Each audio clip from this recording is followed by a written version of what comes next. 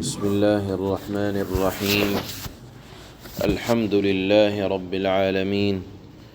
والصلاة والسلام على سيد الأنبياء والمرسلين محمد وعلى آله وأصحابه أجمعين. أما بعد، فأعوذ بالله من الشيطان الرجيم. بسم الله الرحمن الرحيم. يا أهل الكتاب لا تغلوا في دينكم ولا تقولوا على الله إلا الحق، إنما المسيح عيسى ابن مريم رسول الله وكلمته ألقاها إلى مريم وروح منه، فآمنوا بالله ورسله ولا تقولوا ثلاثة، انتهوا خيرا لكم، إنما الله إله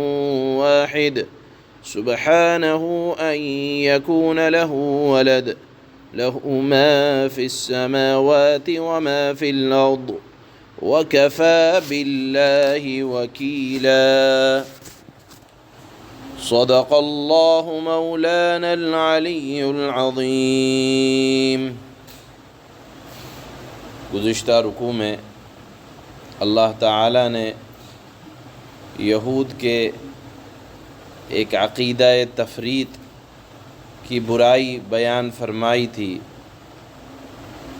اور فرمایا تھا یہود چونکہ حضرت عیسیٰ علیہ السلام کے جانی دشمن بن گئے تھے اور ان کے قتل کے در پہ ہو گئے تھے، یہود نے حضرت عیسیٰ علیہ السلام کے مرتبے کو گھٹایا تھا،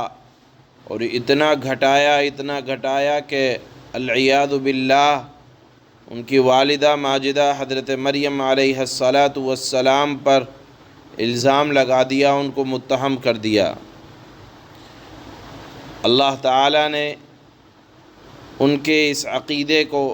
بیان فرمانے کے بعد ان کی تردید فرمائی، ان کو متنبہ فرمایا۔ اب اس کے بعد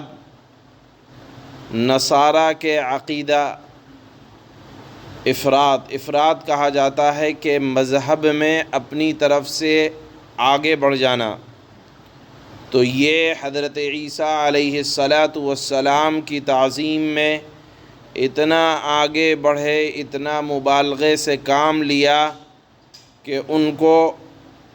حضرت عیسیٰ علیہ السلام کو ابن اللہ کا بیٹا کہہ دیا، یا معاذ اللہ خدا کہہ دیا، کہ خدا کی شکل میں دنیا میں تشریف لائے، یا ان کو کہہ دیا کہ یہ تین چیزیں مل کر خدا بنتی ہیں، ایک باپ، ایک بیٹا اور ایک حضرت مریم، اور کہا کہ یہ تین میں سے یعنی خدا جو تین چیزیں مل کر بنا اس میں سے یہ تیسرے ہیں۔ تو یہ حد سے آگے بڑھ جانا، یعنی کسی کے متعلق غلو کر دینا۔ اللہ تعالیٰ نے نصارہ کو اس آیت میں متنبہ فرمایا اور فرمایا یا اہل الکتاب لا تغلو فی دینکم،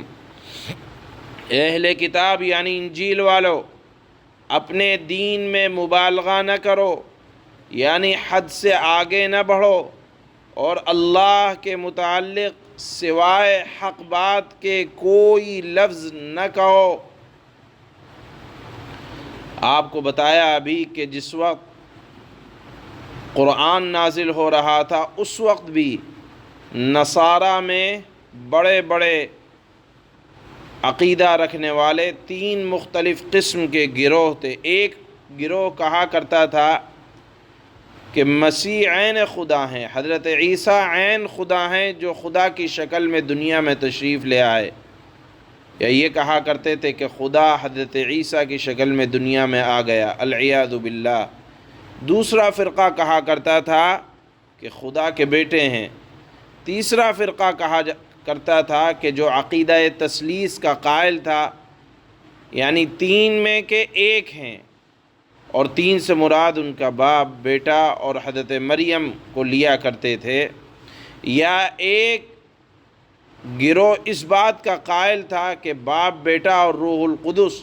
یعنی حضرت جبرائیل علیہ السلام۔ غرض اللہ تعالیٰ نے اس آیت میں چاروں فرقوں کے عقائد کا رد فرمایا اور فرمایا کہ اے اہل کتاب، دین میں مبالغہ، بڑھا چڑھا کر حد سے تجاوز کرنے والی باتیں نہ بیان کرو، اور ان کو اپنی طرف سے دین میں مت داخل کرو۔ اپنی طرف سے دین میں کوئی بات داخل کرنا در حقیقت اللہ پر جھوٹ بولنا ہے کہ اللہ کا حکم ہے، حالانکہ اللہ نے تو اس کا حکم نہیں فرمایا۔ یہاں رک کر ایک بات سمجھ لیں کہ ہمارا دین یعنی دین محمدی صلی اللہ علیہ وسلم یہ افراط اور تفریط سے پاک ہے۔ ہمیں بھی حکم یہ ہے کہ کوئی بات واقعے کے خلاف نہ کہو۔ حضرات صحابہ کرام رضوان اللہ تعالی علیہم اجمعین نے اس کا اتنا خیال رکھا احادیث کے اندر کہ آپ دیکھیں گے کہ اگر کوئی جملہ یاد نہیں آتا تو کہا کرتے تھے کہ یا تو یہ ہے یا یہ ہے، یا او کما قال علیہ الصلاۃ والسلام، یا جیسا بھی اللہ کے نبی صلی اللہ علیہ وسلم نے فرمایا۔ اسی لیے کہا جاتا ہے کہ حدیث کا کوئی لفظ ادھر سے ادھر نہیں ہوگا، کیونکہ اللہ کے نبی نے فرمایا کہ جس نے میری طرف کوئی غلط بات منسوب کی تو فَلْيَتَبَوَّأْ مَقْعَدَهُ مِنَ النَّارِ، وہ اپنا ٹھکانہ جہنم میں بنا لے۔ اس لیے کبھی بھی دین کے متعلق زبان کھلے تو بغیر تحقیق کے نہ کھلے، اپنی طرف سے دین کے اندر جو چاہا بڑھا دیا، جو چاہا کہہ دیا، اور کہہ دیا کہ میرے سمجھ میں یہ آتا ہے کہ اس کا یہ مطلب ہے۔ آپ کے سمجھ کا اعتبار نہیں ہے۔ جو دین حضرات صحابہ نے سمجھا اور اس کی ائمہ مجتہدین نے، علماء حدیث نے جو تشریح بیان کی ہے وہی کی جائے گی، کیونکہ اللہ نے قرآن کریم کے اندر خاص طور پر جگہ جگہ اہل کتاب یہود و نصارہ کی جو برائی بیان کی ہے کہ کوئی حد سے آگے بڑھ جاتا ہے کسی کی تعریف کرنے میں، اور کوئی کسی کا مقام گھٹا دیتا ہے، حتیٰ کہ اللہ کے نبی نے خود فرمایا کہ میری قبر پر اس طرح سجدہ نہ کرنا یا میری تعریف اس طرح نہ کرنا جس طرح سے حضرت عیسیٰ علیہ السلام کی تعریفیں کی گئیں، کہ ان کو تعریف کرتے کرتے اتنا بڑھایا کہ انہیں خدا کا بیٹا قرار دے دیا۔ بہرحال یہ بہت سمجھنے کی بات ہے اور ڈرنے کا مقام ہے کہ جب تک کسی بات کی تحقیق نہ ہو زبان نہ کھلے تو دلائل کے ساتھ اپنی طرف سے جو چاہا بول دیا۔ اللہ تعالیٰ پر یہ بہتان ہے۔ اسی کو اللہ نے فرمایا کہ دین کے معاملات میں حد سے تجاوز کرنا یہ حقیقت میں اللہ پر جھوٹ باندھنا ہے۔ تو اللہ تعالیٰ نے یہاں حضرت عیسیٰ کے متعلق فرمایا، 4 وصف بیان فرمائے۔ انما المسیح عیسی ابن مریم،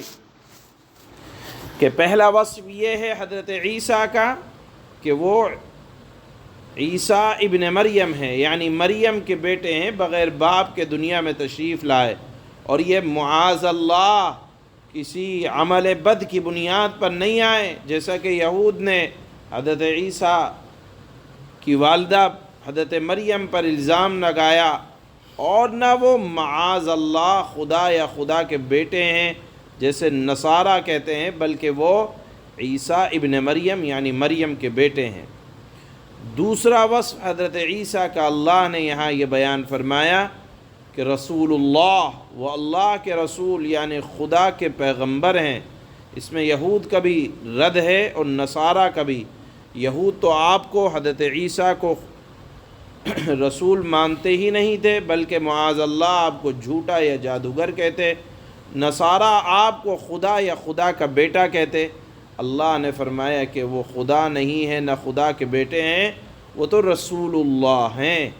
تیسرا وصف یہ بیان فرمایا وَكَلِمَتُهُ،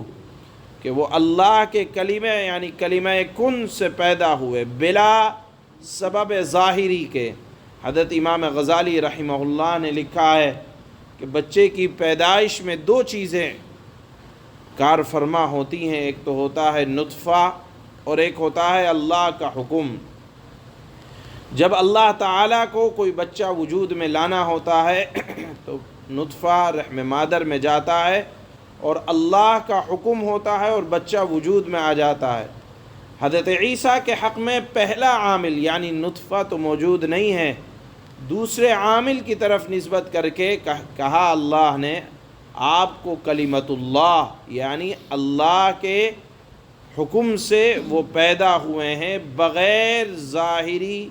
مادے کے، بغیر ظاہری سبب کے۔ چوتھا وصف اللہ نے بیان فرمایا ان کے بارے میں، وروح من یعنی حضرت عیسیٰ علیہ السلام ایک پاکیزہ روح ہیں جو حضرت مریم علیہ السلام کے گریبان میں اللہ نے حضرت جبرائیل کے واسطے سے ڈلوایا تھا ان کی روح کو، اور بطور معجزے کے صرف اللہ رب العزت والجلال کی قدرت سے پیدا ہوئے، اس لیے ان کو کہا جاتا ہے روح اللہ۔ اس کے بعد اللہ نے فرمایا فآمنوا باللہ ورسلہ، اے لوگو اللہ پر اور اس کے تمام رسولوں پر ایمان لاؤ، ولا تقولوا ثلاثہ، اور ان کو یہ مت کہو کہ وہ تین میں سے تیسرے ہیں، اور پھر انتہوا خیرا لکم، اللہ نے فرمایا کہ باز آ جاؤ تمہارے لیے یہی بہتر ہوگا۔ پھر فرمایا اللہ نے اپنا تعارف کرتے ہوئے انما اللہ الہ واحد، معبود تو صرف ایک ہی ہے، سبحانہ ان یکون لہ ولد، اللہ کی ذات پاک ہے جو کچھ آسمانوں اور زمین میں ہے کہ اللہ صاحب اولاد ہونے سے، اللہ کی ذات پاک ہے اور وہ اولاد لے کے کیا کرے گا، لہو ما فی السماوات وما فی الارض، اس کے لیے تو زمین اور آسمان میں جتنی موجودات ہیں سب کے سب اللہ کی ہیں، تو اللہ کو ایک اولاد کی ضرورت کیا، وہ تو مالک ہے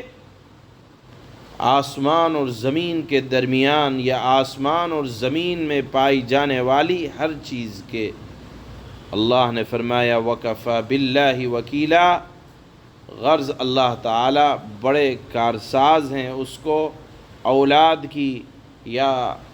انسانی شکل میں دنیا میں آنے کی کوئی ضرورت نہیں ہے۔ اللہ تعالیٰ نے اپنا بھی یہاں اخیر میں تعارف فرمایا ہے۔ شروع آیت میں اللہ تعالیٰ نے لوگوں کو اور خاص طور پر اہل کتاب کو دین کے معاملات میں حد سے آگے بڑھنے اور اپنی طرف سے دین کو بنانے کے سلسلے میں تنبیہ فرمائی اور فرمایا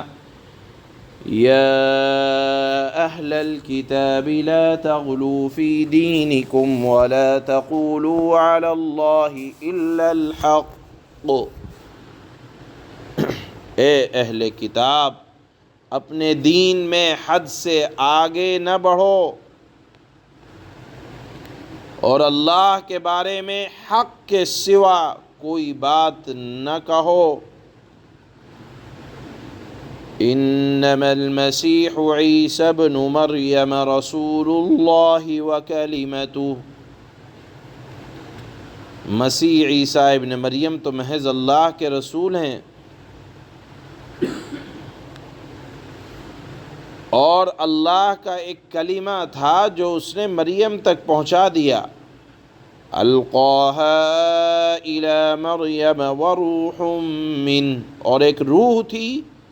جو اس کی طرف سے پیدا ہوئی تھی، فآمنوا باللہ ورسلہ، لہذا اللہ اور اس کے رسولوں پر ایمان لاؤ، ولا تقولوا ثلاثہ، اور یہ مت کہو کہ خدا تین ہیں، انتہوا خیرا لکم، دیکھو تم یہ الٹی سیدھی باتوں سے باز آ جاؤ، تم ان خرافات سے باز آ جاؤ کہ اسی میں تمہارے لیے بہتری ہے۔ انما اللہ الہ واحد، اللہ تو ایک ہی معبود ہے، سبحانہ ان یکون لہ ولد،